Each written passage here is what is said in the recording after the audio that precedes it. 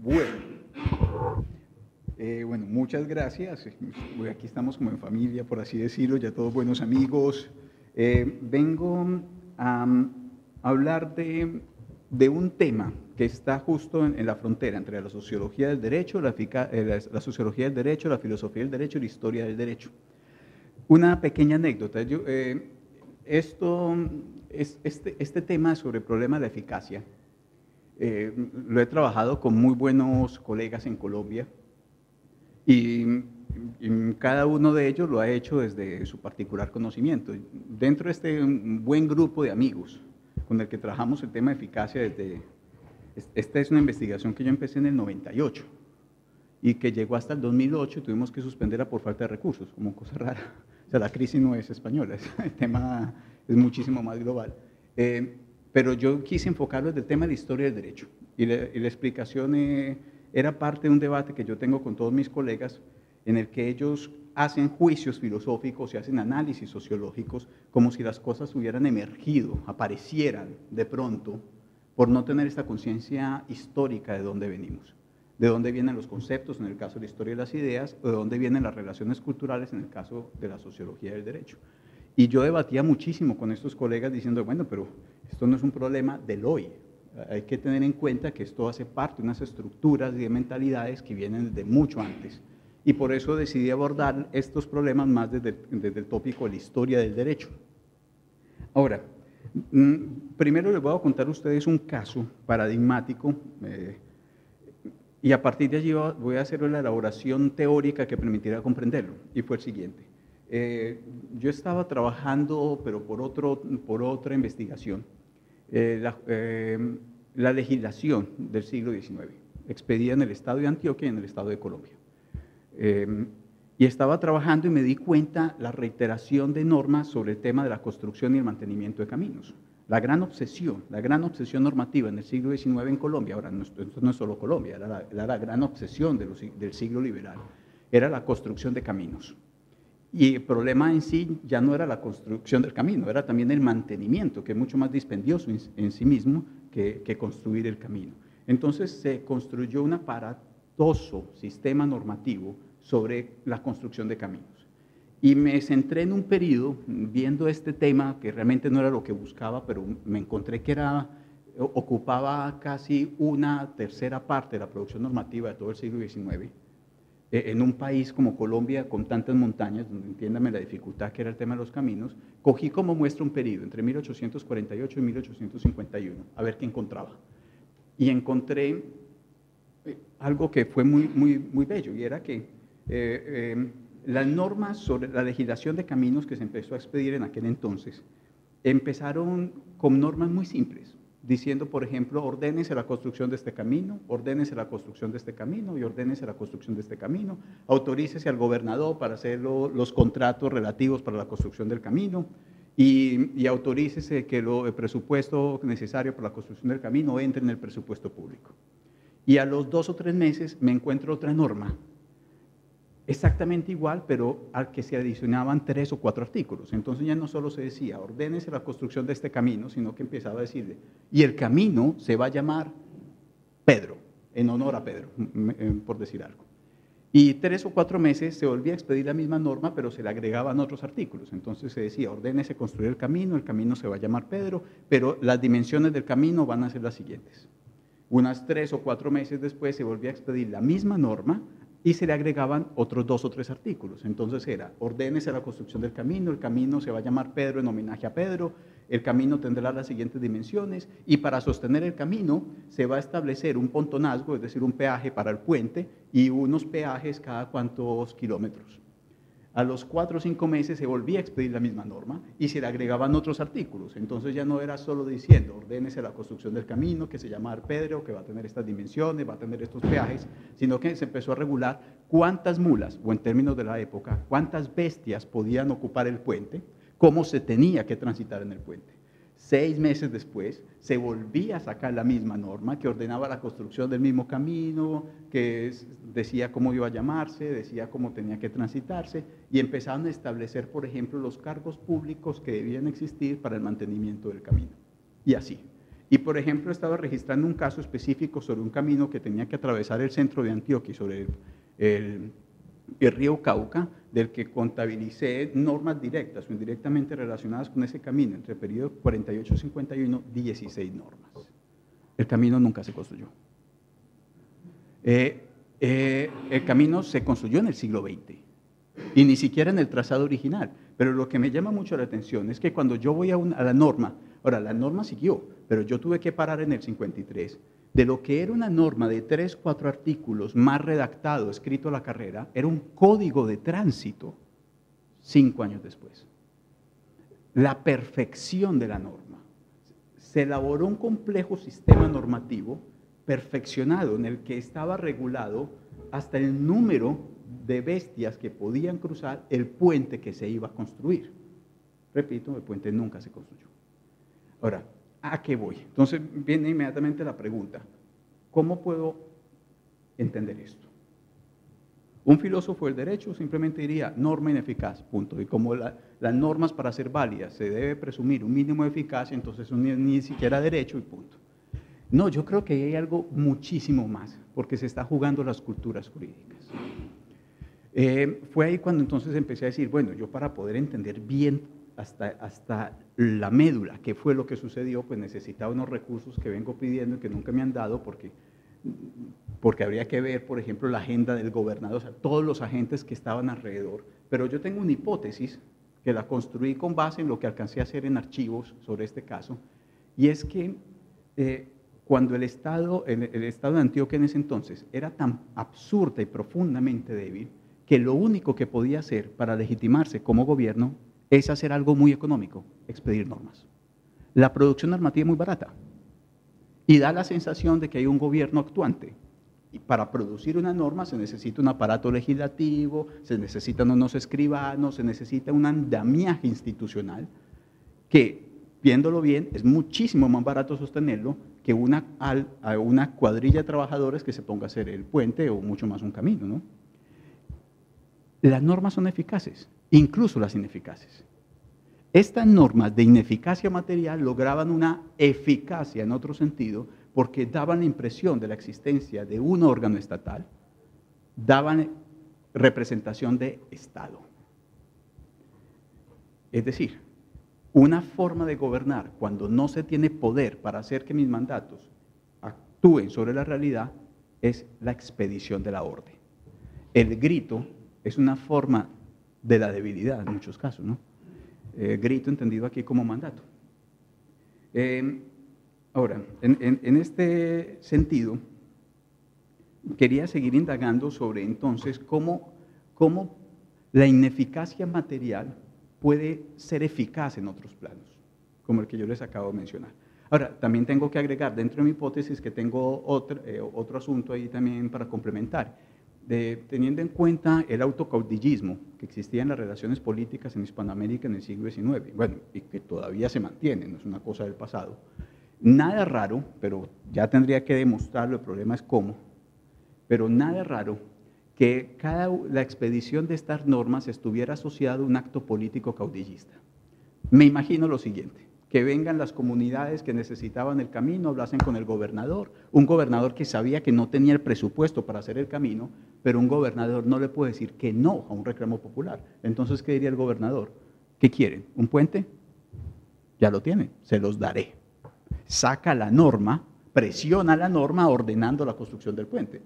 Ahora, obviamente el gobernador no va a entregar esto gratuitamente, va a decir, bueno, va a haber unas elecciones, ustedes saben, ustedes entenderán, yo lucho por sus derechos, pero bueno, necesitaré vuestro apoyo. Ahora, cuando esta comunidad, estos reclamos populares se dan cuenta que la norma no fue eficaz, pues obviamente volverán a hablar con el poder, y el poder les dirá, ¿cómo así? ¿No se ha construido el puente? Es el colmo, ¿no?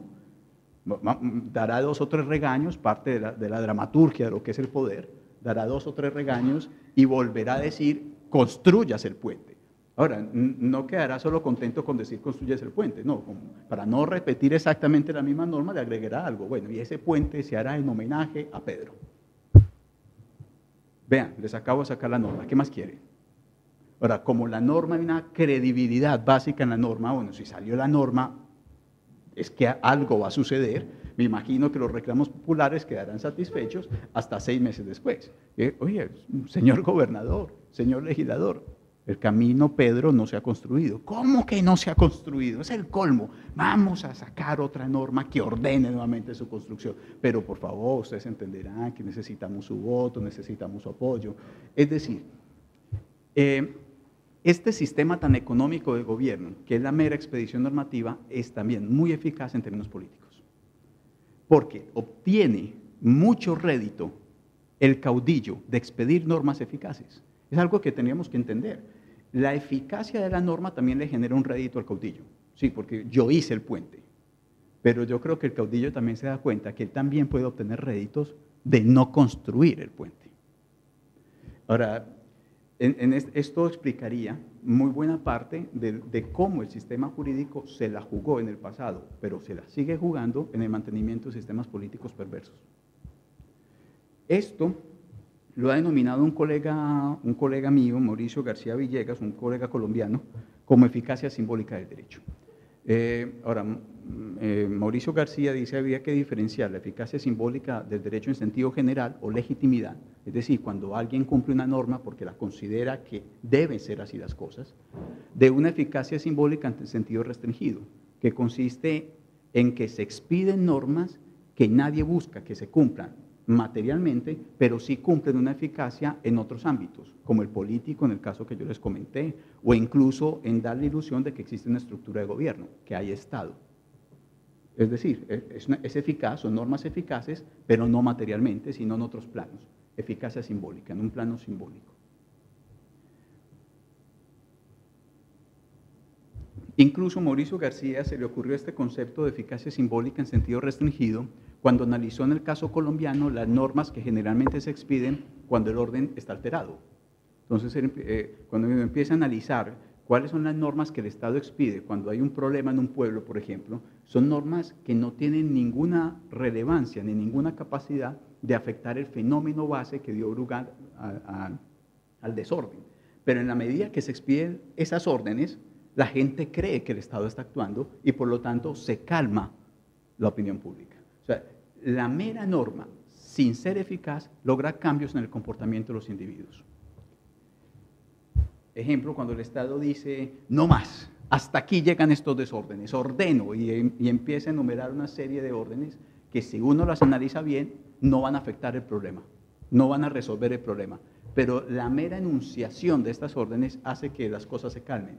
Entonces hay una eficacia, pero no sería una eficacia material de la norma. Ahora, esto también lo asocio, ya estoy en el marco teórico para entender el caso del puente, por ejemplo. Esto también lo asocio a algo que investigué con un equipo de auxiliares ya hace una década aproximadamente, y fue un trabajo que hizo un comparatista alemán, Überhofen, sobre las normas penales anticorrupción. Él hizo un trabajo muy interesante en el que está comparando los sistemas jurídicos anticorrupción del mundo y en lo que Überhofen encuentra, y esto es lo que nosotros llamamos la paradoja Überhofen, es que los sistemas jurídicos de los países más corruptos, según la OCDE, esta Organización de las Naciones Unidas para el Desarrollo, tienen sistemas jurídicos de lucha contra la corrupción muy buenos. Es decir, entre más corrupción, más perfección de los sistemas jurídicos de lucha contra la corrupción. Ahora, desde la mentalidad de un ciudadano ingenuo, diría, pero si el sistema jurídico es bueno, no podría haber corrupción. No, por eso lo llamamos la paradoja, es al contrario. Entre más corrupción, mayor perfección del sistema jurídico anticorrupción. Ahora, la mayor perfección del sistema jurídico anticorrupción no es para poder luchar contra la corrupción, no, es para poder camuflar la corrupción. Yo se los explico a mis estudiantes con un ejemplo. Si yo fuera el hombre más corrupto del mundo y todas las cámaras estuvieran sobre mí diciendo que soy corrupto, nada mejor que aparecer en la opinión pública diciendo acabo de expedir el código anticorrupción y con unas estructuras que cualquier jurista diría, wow, innovadorcísimo. Inmediatamente todos tendrían que empezar a decir, bueno, Andrés no es tan corrupto. O sea, si fuese corrupto no estaría expidiendo este sistema jurídico. Ahora, yo expido este sistema jurídico de manera tal que sea ineficaz. Por ejemplo, señalo la creación de unos fiscales anticorrupción. Buenísimo. Obviamente estos fiscales los voy a nombrar para favorecer la corrupción. O establezco un aparatoso proceso judicial para enfrentarme a la corrupción, pero coloco las comas mal puestas. O no le doy los recursos. O sea, hay muchas maneras, y esto lo hemos investigado, de cómo volver ineficaz la norma desde el momento de la redacción. Se redacta para que sea ineficaz, pero se redacta para que sea profundamente eficaz ante una opinión pública. Entonces, cuando uno empieza a analizar casos, por ejemplo, de sistemas que tienen que se consideran que son sistemas políticos con una altísima corrupción, pero que tienen unos muy buenos sistemas jurídicos de lucha contra la corrupción, uno empieza a dar cuenta que es que el derecho no se hace necesariamente para ser eficaz en cuanto a sus mandatos. Y esto también dentro del marco teórico, voy a otro concepto que me llama mucho la atención y fue el de la neurosis. Trabajando en temas de psicoanálisis, me encontré este concepto que es fundamental para psicoanálisis, especialmente en sus primeros tiempos, de la neurosis obsesiva. Y con el concepto de neurosis obsesiva, que tomo prestado, mutatis mutandis, obviamente, del psicoanálisis, voy a otro concepto para construir mi marco teórico, que es el concepto del mundo 3. Este concepto de mundo 3, que nace en una disputa entre la escuela de Baden y los primeros lógicos en el siglo XIX, en el sentido de que existe un mundo de la imputación, un mundo del deber ser, hay un mundo de la realidad ontológica, el ser, pero que había un tercer mundo, y que ese tercer mundo se puede tomar como más real que el mundo de la realidad, o más real que el mundo del derecho, algo que trabajó Frege y luego Popper. Con base en todos estos conceptos, construimos algo que pudiera permitir entender todos estos fenómenos que hemos visto a lo largo de la historia del derecho como síndrome normativo. Síndrome normativo en el sentido de que es un síndrome en el sentido más psicosocial o socioanálisis, como se le denomina del término. Es un síndrome de producción de normas de una manera exacerbada por los efectos que esta sobreproducción normativa genera a favor de un régimen político. Y lo llamamos síndrome porque los efectos que se espera con esta sobreproducción normativa contrarían las finalidades expresas que ese mismo sistema político ha dicho que va a defender. Entonces, ¿qué es lo que nos permite a nosotros decir que es un síndrome? Que el mismo sistema político ha hecho expreso unas finalidades. Por ejemplo, Estado social de derecho, Estado de derecho, el que ustedes quieran. Pero cuando ese mismo sistema político que ha hecho expreso unas finalidades emite un derecho que superficialmente va encaminada a esa finalidad, pero en el fondo va encaminada a rechazar esa finalidad, entonces se convierte en un síndrome. Y en este sentido, cuando el caudillo expide derecho para que sea ineficaz, pero de esa ineficacia obtiene un rédito político para ser caudillo, creyendo que está favoreciendo el Estado de Derecho, entonces esa actitud se convierte en un síndrome. Y lo denominamos normativo porque está basado en esta actitud de la creación de derecho. Ahora, hay que hacer varias precisiones sobre este concepto. El primero es el siguiente. Sobre la sobreproducción normativa existen muchísimos autores que han llamado la atención de su peligro. Incluso esto se remonta hasta los sofistas. Y Sócrates, por ejemplo, había hablado de los peligros que encarnaban en una polis, que la polis se considerara con el deber y el derecho de regular todas las esferas de los individuos, de los ciudadanos. Entonces, y Sócrates, desde Sócrates, pero es que incluso hasta en textos como el Tao Te Ching, cuando decían, ojo con las leyes, porque las leyes son las que crean el delito. Pero incluso hasta en la segunda escolástica, Tomás de Mercado, un autor que yo trabajé algún tiempo para entender el tema del flujo comercial entre América y España, Tomás de Mercado hace un análisis muy interesante diciendo que el poder civil no se puede abrogar la facultad de regular todo lo inmoral. Incluso decía un dominico de que el delito debe estar reservado a pocas cosas inmorales, que no se podía identificar delito con inmoralidad per se, porque eso eliminaría el libre albedrío del individuo, que el poder civil tiene el derecho y el deber de prohibir ciertas conductas, pero no todas. Y bueno, y hay una serie de autores, bueno, en ilustración, por ejemplo, este gran énfasis que se le hacía de que esta nueva idea política llamada el Estado no podía regularlo todo, tenía que regular lo último, el concepto de último ratio que después se lo van a aprovechar los penalistas. Pues bien, a lo que voy es que son muchísimos autores, desde el pasado hasta el presente, que han dicho sobre los peligros de la sobreproducción. Pero nosotros con el concepto de síndrome normativo no estamos hablando de eso, estamos hablando de otra cosa. Bueno, obviamente, sí, tocamos el problema de la sobreproducción normativa, pero con el síndrome normativo queremos hacer énfasis más bien en cómo el derecho puede convertirse en un sistema de gobierno perverso. Otro asunto que también habría que aclarar es que desde hace unos 40 años aproximadamente para acá se viene hablando de un factor, incluso que algunos intentan parametralizarlo en términos numéricos, denominado de duración o estabilidad de la norma. Las normas en el antiguo régimen, bueno, como digo, los que trabajan temas de análisis económico del derecho se han dado unos grandes debates sobre esto, de cómo llegar a encontrar incluso la fórmula para determinarlo, que toda norma debe tener un factor de durabilidad. En el pasado, este factor de durabilidad era muy amplio. Pensemos en las partidas de Alfonso X. O sea, ¿cuánto tiempo se calculó en la cultura judicial que esta norma podía durar? 10 años, 20 años, no, siglos. O sea, había ánimos de durabilidad, un factor de durabilidad muy alta, entre otras cosas porque los cambios sociales eran mínimos. La norma podía darse el gusto de factores de durabilidad amplios, pero en la contemporaneidad, todo legislador sabe que el factor de durabilidad de su norma es muy precario, porque la sociedad es profundamente veloz. Ahora, esto lo trabaja Bauman, por ejemplo, con el concepto de sociedad líquida, pero también Paul Virilio con el concepto de homología, o también lo trabaja Helmut Rosa con el concepto de aceleraciones. O sea, nuestras sociedades son tan veloces que el factor de durabilidad de una norma es muy pequeña. Al ser muy pequeña el factor de durabilidad, es obvio que tiene que producirse más normas, y con muchísima más rapidez.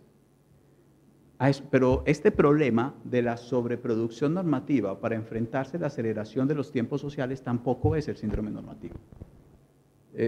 Si bien están relacionados, tampoco es, porque obviamente cuando uno trabaja temas de síndrome normativo no está condenando los cambios normativos. Bueno, esto lo aclaro porque me acuerdo un discípulo muy querido empezó a decir, bueno, entonces un Estado no tiene síndrome normativo cuando tiene normas duraderas. No. Sería gravísimo un Estado que no esté revisando continuamente sus normas máximas en la sociedad en la que estamos hoy día. El síndrome normativo es otra cosa diferente a la actualización normativa. Entonces, ¿qué sería el síndrome normativo? Que fue el caso del puente, por ejemplo, que yo les vengo comentando. Ahora, el caso del puente es un caso que traje, pero es que esto se da en todo, especialmente en el tema procesal penal en Colombia. Es un ejemplo clarísimo de esto. Melissa sabe, por ejemplo, que en Colombia los sistemas procesales los cambian con procesal penal, los cambian con una rapidez tremenda, porque en fin de cuentas hoy día el Estado se la está jugando con la represión penal. Pero bueno, ¿qué sería entonces el síndrome normativo? Hay varios elementos del síndrome normativo y uno de ellos tiene que ver con la repetición de normas. Síndrome normativo es cuando se expide unas cadenas normativas articuladas entre sí, ineficaces materialmente, pero que generan gran eficacia en otros órdenes sociales. Y a su vez, el síndrome normativo es un síndrome si la sociedad tiene esta actitud, que podríamos llamarla ingenua, algunos podrían llamarlo así, otros no, de creer que la ley es suficiente. Es decir, si estuviésemos en una comunidad que le dijese, por ejemplo, al gobernador, señor, no han construido el puente, y el gobernador dice, bueno, les voy a sacar otra norma. Hay síndrome normativo si la comunidad todavía cree en la norma. Ahora, si la comunidad no cree en la norma, obviamente le decía al gobernador, no nos interesa otra norma, no venimos por normas, venimos por hechos. El síndrome normativo solo podría operar entonces en culturas donde la norma todavía tiene una eficacia simbólica. Ah, va a producir la norma. Bueno, la norma va a afectar la realidad, entonces quedo contento. Cuando la norma no es suficiente, estamos a puertas de la revolución. El síndrome normativo, en cierta medida, podría ser entendido como un sistema antirrevolucionario, ¿no? Porque cuando ya la comunidad dice, no me traiga más decretos, no quiero más leyes, quiero el puente, ya no operaría el síndrome normativo. Ya el gobernador se da cuenta que la mera expedición de normas no le da rédito. Pero, para ser sinceros, en la mayoría de las culturas jurídicas que uno podría observar, al existir todavía una fe en la norma, una creencia de que la norma es positiva, pues el síndrome normativo todavía puede seguir operando. Y ahora, no todas las normas que nosotros podríamos calificarlas como de síndrome normativo, no todas buscan realmente una manipulación política. También uno podría encontrar dentro del síndrome normativo cuando casos donde el sistema político realmente quiere hacer eso, pero no puede. Y al darse cuenta que no puede, aunque quisiera, pues lo único que puede hacer es expedir normas. Voy a colocar un caso para que me entiendan esto. Volvamos al caso del puente, pero cambiemos la hipótesis. Supongamos que el gobernador sí quiere el puente, que el legislador quiere el puente y la comunidad quiere el puente, pero no hay los recursos para hacerlos. Entonces, ¿qué puede hacer un legislador? Expedir la norma que le ordene al gobernador buscar los recursos. Y el gobernador expedir la norma diciendo que se va a construir el puente, pero someterlo a la consecución de los recursos. En este caso, no hay, en esta hipótesis que he planteado, no hay la búsqueda de un juego perverso, pero observen que esta norma, que es ineficaz, a pesar de la voluntad, llamémosla benévola de los gobernantes, de todas maneras genera el mismo efecto de síndrome normativo, porque a pesar de ser ineficaz, genera la sensación de que hay Estado. Hay una burocracia que está actuando, hay una norma que me está calmando a mí diciéndoles, tranquilos, el puente se va a construir, venga, traigo la norma, ¿no? La norma dice que el puente se va a construir, calma el ánimo, calma las opiniones públicas. Entonces, el síndrome normativo generalmente lo encontraremos asiduamente cuando estamos ante gobiernos perversos, sería una excelente manera de un gobierno perverso de gobernar, pero también cuando estamos ante gobiernos muy débiles. Estamos discutiendo ahora una tercera posibilidad, gobiernos complicados. No complejos porque la palabra complejidad en la sistémica es otra cosa, llamamos complicados. Hay sistemas políticos que la operación de su maquinaria burocrática se vuelve tan complicada, tan difícil, que las normas tienden a la ineficacia, porque mover el aparato normativo el aparato burocrático se vuelve casi imposible. Entonces, ahí podríamos, pero yo sigo pensando si eso sería o no un caso de síndrome normativo, pero repito, lo que sí ya hemos trabajado es que el síndrome normativo se encuentra en los gobiernos perversos y en los gobiernos débiles. El tercer caso lo seguimos estudiando. ¿Y cuál es el efecto del síndrome normativo? El mundo 3. Se crea una realidad, se crea un mundo 3, el puente. El puente existe porque la norma lo creó. Ahí está el puente. Y a partir de este mundo 3, que es el programa de la norma, que es lo que la norma dice que existe, se empieza a elaborar un montonón de juicios. Se empiezan a construir un montonón de juicios que muchas veces para el funcionario terminan siendo más reales que la realidad misma. Yo creo que a todos nos ha pasado algún caso en la vida en el que uno le dice al funcionario, pero es que en la realidad esto no se da. No me importa, la ley dice que existe. Y si la norma dice que existe, es realidad. Pero es que en la realidad no se da. No, sí se da porque la norma lo dice. La norma crea una especie de mundo 3 y cuando se rompen los lazos de ese mundo 3 con el mundo de lo que efectivamente sucede y se juzga todo a partir del mundo 3, pues llegamos a algo que es terrible, ¿no? Es que la norma dice que usted tiene esto, por lo tanto, usted lo tiene. Yo tengo un caso que continuamente le doy a mis estudiantes para que me entiendan esto, también un caso histórico, pero esto también se da en la realidad. Es un caso de un juez de 1833 que fue sancionado, pero primero cuento el caso para entender dónde está el tema de lo que yo les vengo hablando, el mundo 3. En 1832 se expidió una constitución en Colombia en el que se señalaba un procedimiento a seguir en el caso de las capturas criminales. Ahora, sucedió que en 1833 un señor Cruz, no me acuerdo el nombre, un señor Cruz desobedeció 3 veces al juez local, que es un lego. Como también esto es algo que siempre he hablado mucho con los filósofos del derecho, que creen que como es hoy día el sistema jurídico, el sistema judicial, así siempre fue el sistema jurídico y el sistema judicial. Entonces, cuando yo les digo juez lego, muchos colegas, no todos los jueces son abogados, no, bueno, todos los historiadores lo sabemos, la burocratización y la profesionalización de la rama judicial es una cosa muy tardía. Pero bueno, este es un juez lego que desobedeció 3 veces, perdón, el señor Cruz desobedeció 3 veces al juez lego y el juez lego lo amarró al cepo desnudo. Ahora, como seguramente no había cepo, porque era un pueblo muy pobre, yo lo que me imagino, bueno, y aclarando, que en el cepo, ahora, el cepo quedaba en el solar del juez y era a su vez el parque del pueblo, el parque de la parroquia.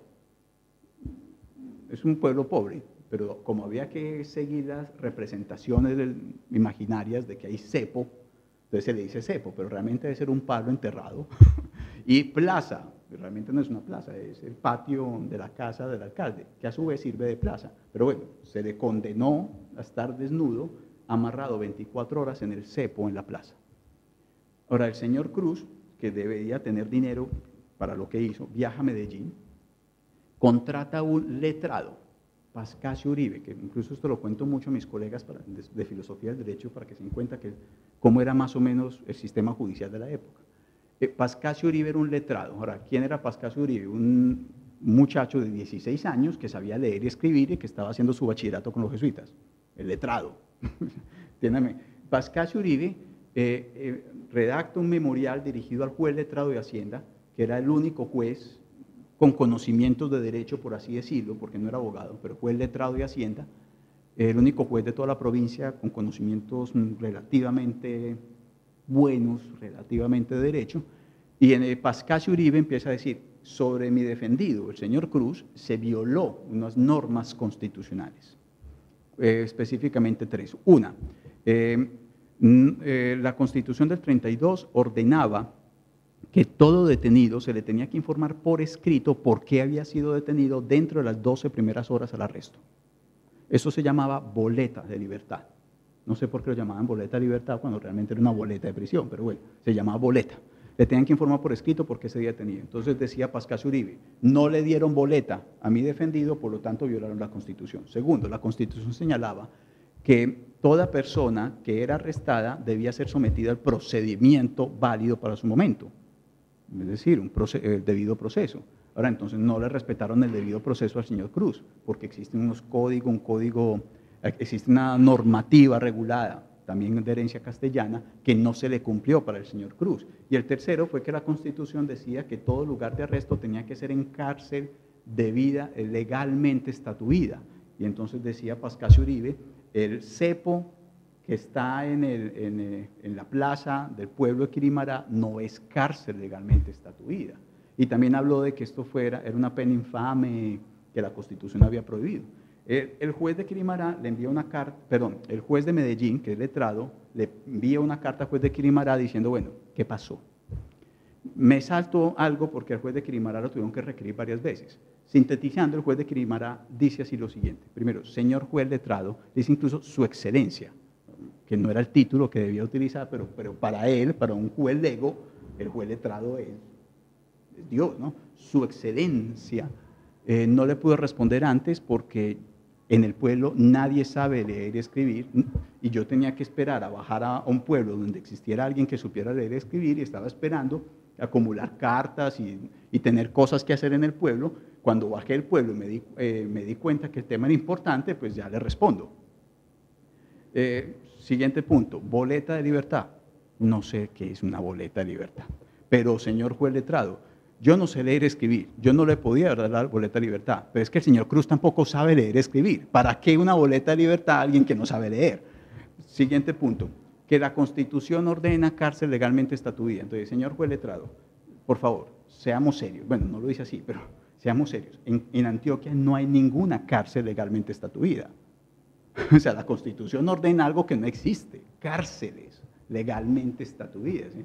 Entonces, en el Cabildo, ni siquiera del Cabildo de Medellín, hay una cárcel legalmente estatuida. O sea, entonces, ¿de qué me está hablando? ¿No? Y luego dice que usted viola la Constitución. Y yo, pero entonces dice el juez Lego, seguro no fue el juez Lego, seguro fue el que estaba escribiendo. No conozco ese código. ¿Podría enviarme copias? Pues algo así, pero creo que después algo así está diciendo como, bueno, pero tampoco me las envíe porque no hago nada. O sea, no, incluso él más bien, y él termina diciendo, instrúyame qué tengo que hacer para evitarme problemas. Y le vuelve y le cuenta la historia, pero entienda que el señor Cruz me respetó, perdón, el señor Cruz se negó a hacer algo que yo le ordené por 3 veces y según la costumbre del lugar, antiguo régimen, según la costumbre del lugar, y yo como padre de familia, es que el juez local es un padre de familia, no es el concepto de juez letrado que tenemos hoy día, y como es la costumbre del lugar, lo puse en el cepo, como yo vi que hicieron mis padres. La costumbre, ¿no? Ahora, ¿qué hace el juez letrado? ¿Lo sancionó? Pero ¿por qué? Primero, se presume desde las leyes de Indias que todo juez sabe leer y escribir. Por lo tanto, el juez de Quirimará sabe leer y escribir. En el mundo 3. Es que se presume, por lo tanto usted sabe leer y escribir.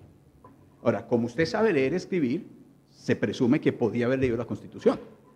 Y como la Constitución opera en todo el territorio, presunción, entonces se presume que en Quirimará estaba la Constitución. Por lo tanto, usted no quiso leer la Constitución. O si la leyó, se le enfrentó a la Constitución. Y como la Constitución es norma soberana, otra aclaración, porque en Europa las constituciones no tuvieron mayor valor jurídico en el XIX. No, en América Latina las constituciones fueron norma jurídica en el siglo XIX. También para entender esto. Entonces sanciona al juez Lego. Hasta ahí llega la sentencia. Ahora, conociendo yo como conozco cómo funcionaba Colombia en el siglo XIX, yo no sé quién se atrevería a llevarle esa sentencia al juez local, porque una cosa es la sentencia, lo condeno, otra cosa es vaya a Quirimará y arresta al juez. O sea, eso ya son 2 cosas muy distintas.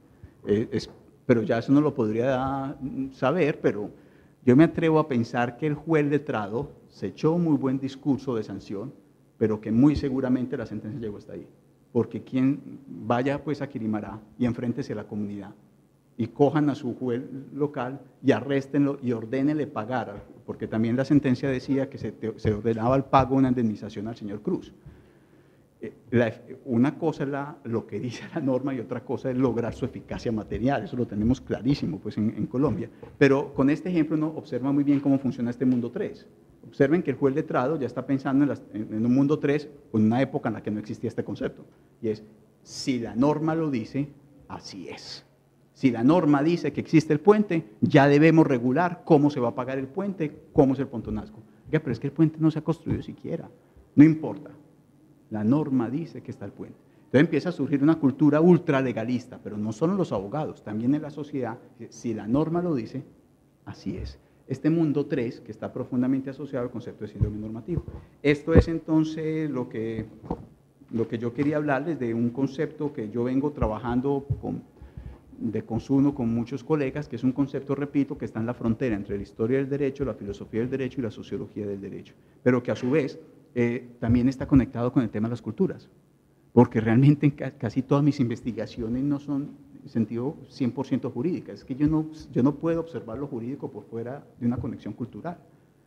¿Cómo observa la cultura esta norma y cómo le da un sentido diferente de eficacia material? Yo creo que podríamos llegar hasta acá y pasar una conversación, ¿no?